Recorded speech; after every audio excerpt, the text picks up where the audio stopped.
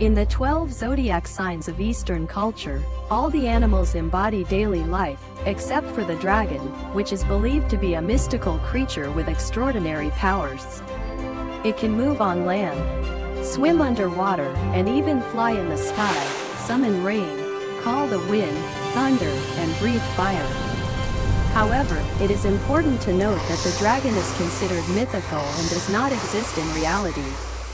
Similar to unicorns, phoenixes, and mermaids in Western culture, the dragon is a product of imagination.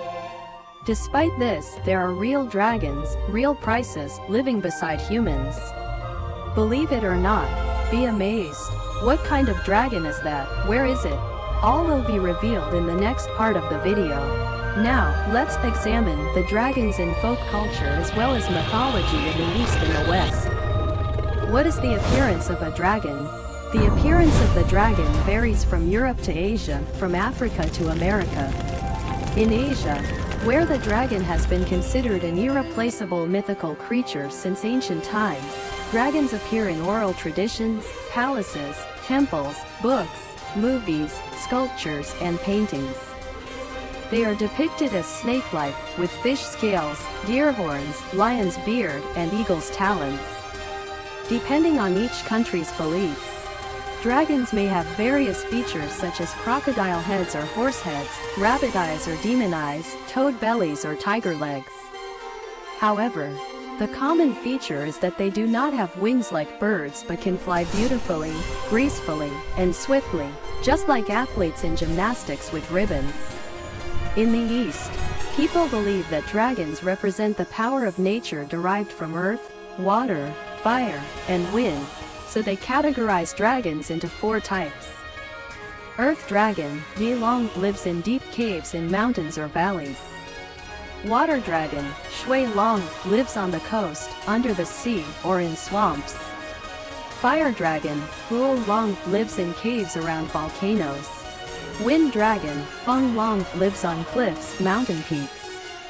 In contrast, dragons in Europe or America have been described since medieval times as giant lizard-like creatures.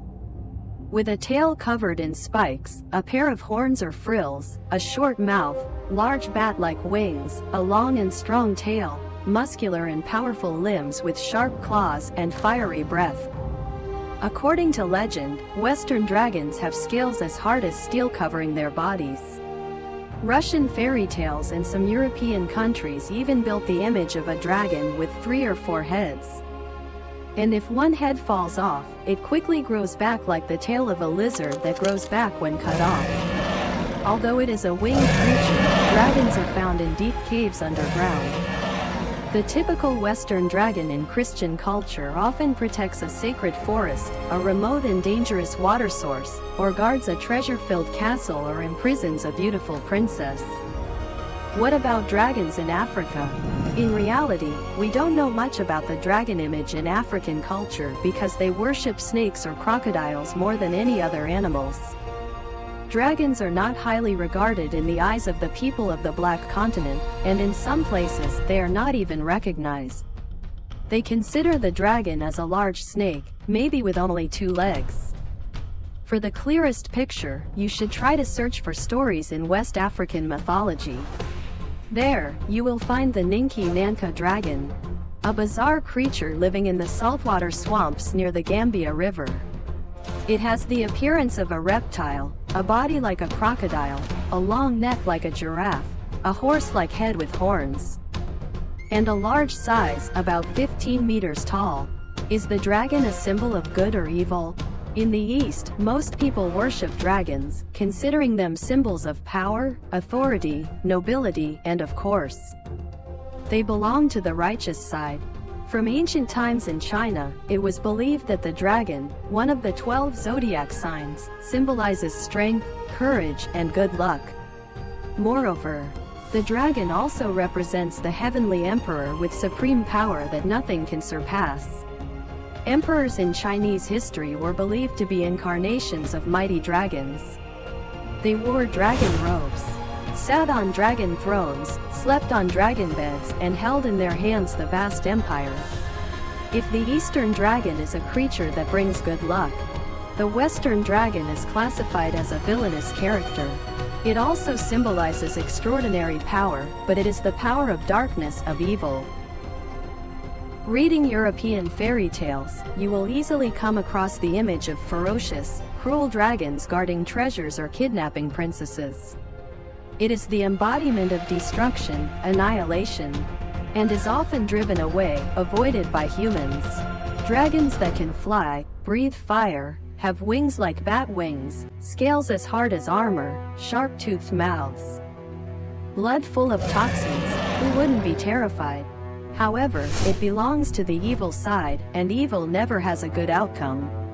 In the end, it is still defeated by dragon knights or dragon slayers, intelligent, brave people who know how to take advantage of opportunities to attack its weaknesses, such as eyes and tongue. To gradually defeat it, agreeing with the view that dragons are dangerous, evil monsters, West African people always warn their children not to go near saltwater swamps near the Gambia River. Unfortunately, on a beautiful day when curiosity or playfulness overcomes them, if they wander there, they will fall into the hands of the Ninki Nanka dragon and, of course, be eaten. The price of not listening to parents is indeed significant. Have dragons ever appeared in the human world? A seemingly mythical creature, yet described vividly and intimately as if countless people have had the chance to encounter it, might leave you bewildered, questioning whether to believe if dragons are just products of imagination. In ancient times, numerous stories and records exist about this creature. Even official historical records mention instances of dragons appearing in the human world. In the historical record of China, a golden dragon appeared. It stayed there for 9 days before departing. Later, a temple and a stone stele were erected to commemorate its appearance. Also recounts the appearance of a dragon with miraculous powers, accompanied by expressions of astonishment and awe from witnesses. Ancient Chinese believed that dragons had the ability to conceal themselves, making them invisible to humans unless they willingly revealed themselves. Therefore, they believed that whenever a dragon appeared, great changes would occur in the human world, prompting local records and imperial annals to promptly note the event. Emperors and the people would then organize ceremonies to express their reverence through earth and heaven worship. Additionally, there are records stating that when dragons appeared, skilled craftsmen saw them and carved dragon sculptures based on their memory. Not only in the East but also in the distant West, there are tales of encounters with dragons.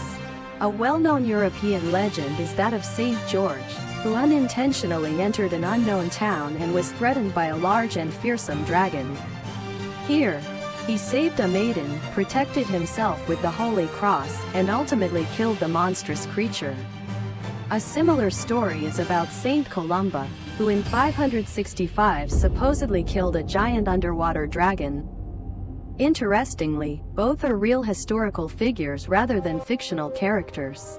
Italian naturalist Ulisse Aldrovandi also documented various information about what he believed to be dragons. During an expedition in the outskirts of Bologna on May 13, 1572, Aldrovandi witnessed a creature over 1 meter long, with a beast-like head, a swollen body with numerous horn-like scales, and a pair of wings on its back. The strange creature was killed by a farmer right before his eyes. Renowned historian Christopher Shoreham in the 17th century wrote an unbelievable experience in his autobiography. On a warm night in 1619, I saw a bright light appear in the sky. At first, I thought it was a meteor, but upon closer inspection, it was a large creature with a long neck and tail, a reptilian head, and a fierce large mouth. As it flew, it seemed to scatter sparks all around. If not a dragon, then what else could it be? Most recently, in 1969, Dr. Donald Stewart, a biologist from the State University of New York, during his work in the Morar Lake area in Scotland, sketched an image of a nearly 8-meter-long monster, with dark brown thick skin and 3 black humps on its back. The creature's head resembled a snake, according to 2 fishermen's accounts. He believed it was a dragon. There are numerous small stories depicting encounters with dragons in legends. However, similar to the question of are ghosts real, as long as there is no authentic evidence, science continues to deny the existence of dragons. Real dragons. The dragons I mentioned above are mythical dragons from legends and folklore, but if we consider dragon just as a term, then real dragons do exist. Of course, they are not the powerful dragon kings in China's East Sea from the timeless Chinese classic, Journey to the West, or the dragon gods in Dragon Ball, from the land of cherry blossoms, or the fire-breathing dragons like Drogon in the fantastic American TV series, Game of Thrones. However, in the real world, our dragons are quite famous. The dragon I am referring to, you probably guessed it, it is the Komodo dragon, the national symbol of Indonesia, inhabiting several islands including Komodo, Flores, Rinca, and Gili Motang. These giant lizards possess superior hunting abilities and extremely potent toxins in their saliva. A mature Komodo dragon typically reaches an average length of 2 to 3 meters and can weigh around 100 kilograms. They can prey on large animals such as water buffalo, deer, wild boars, and yes, even humans. Smaller in size, we have the earless dragon, Tympanocriptis pinguicola, residing in the Victoria region of Australia. Unfortunately, their habitat has been severely destroyed, to the extent that humans have classified them as extremely endangered to protect them from the risk of extinction.